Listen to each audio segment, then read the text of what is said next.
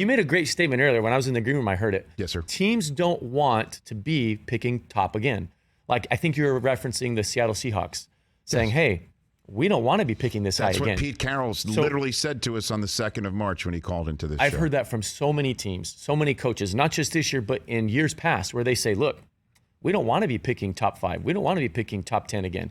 So we have to look at quarterbacks, because if we can get a quarterback at this pick from a money value standpoint, look what we save by not having to go out and sign a high-priced veteran. So then how would the concept, as forwarded by my buddy, longtime friend Adam Schefter, who knows quite a bit, that he's not sold on the idea that the Texans are going to take a quarterback second overall? How does that notion hit you as somebody who's as close to this situation as you are? I would almost bet that they've gone down that path. They have to go down both paths. They have to go down the path that says, okay, what if Carolina chooses quarterback A and we have quarterback B sitting there? Is that the person that we want to pick right now? Or is there somebody else that we can pick? And then that, like you said, opens up the door for Arizona now saying, thank you. Now you just slid quarterback B into our lap. And now all of a sudden we can send out a, trade. Now we can move out of that third pick. So, to me, there's like these different notions of like, okay, do we need a quarterback that bad? Or do we need as an organization to take the best player available? And maybe the highest player on their board could be a defensive player. Like, who knows what it is? Some teams will say, if we're going to be the second pick and we have an opportunity to take a quarterback, let's get him, because it could be right. And we don't have to overpay. It's not the, the old years where you got to pay 60, 70 million guaranteed. It's not those years anymore, But are we at a position as an organization where we just have to take the best overall player? But you're also talking to the Texans every now and then, obviously, and there you were at the pro days. I believe you said Bryce Young's pro day. You ran. I ran CJ's. Yep, pro and Taylor day. Kelly ran Bryce's. Right, from 3D QB, and so that would kind of.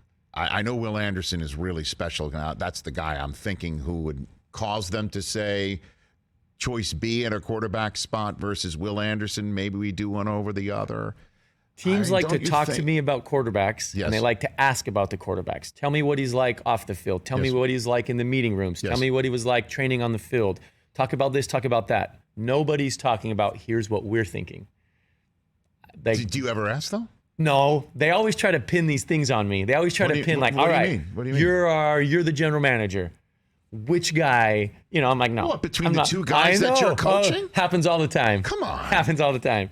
But like they kind of do it with a laugh. Like, I know you never. But they just want to hear something, even a split moment of clarity that they could, or at least view as clarity. I know, and it's funny. I'm like, guys, don't try to put that on me. But I mean, look, I love the conversations. Like when I get an opportunity to talk with teams, I love talking ball. I love talking quarterbacks. I love talking about both those guys. Yes. CJ and Bryce, love both those guys. There's special traits to both one of them.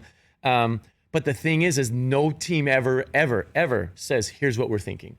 I mean, they are just tight-lipped. They're not showing their cards.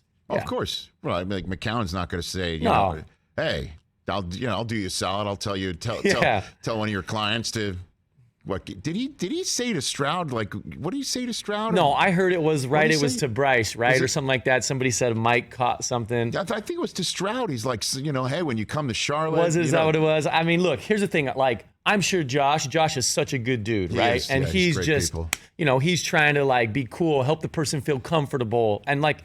He probably knows in his situation, right? Like he's not being the one that's going to make the pick. He's going to, gather information. He's going to learn what he can. He pound a table. He can pound a table. But if you've been in those situations, you know that like, I mean, I've heard of coaches pounding tables for guys, and that's not the guy that ends up getting picked, because you have the upstairs guys, you have the downstairs football guys, you have everybody that's going in on it, and you have the owner, right? And a lot of the times at the end of the day, the owner owns the team. The check scratcher has the last say. Like, I'm sure those picks, when you're picking 1 and 2, it's got to go through. Here's what we think. And they're going to turn over to the owner. And they're going to say, what do you want to do? Catch the Rich Eisen Show every single day on the Roku channel, 12 to 3 Eastern, for free.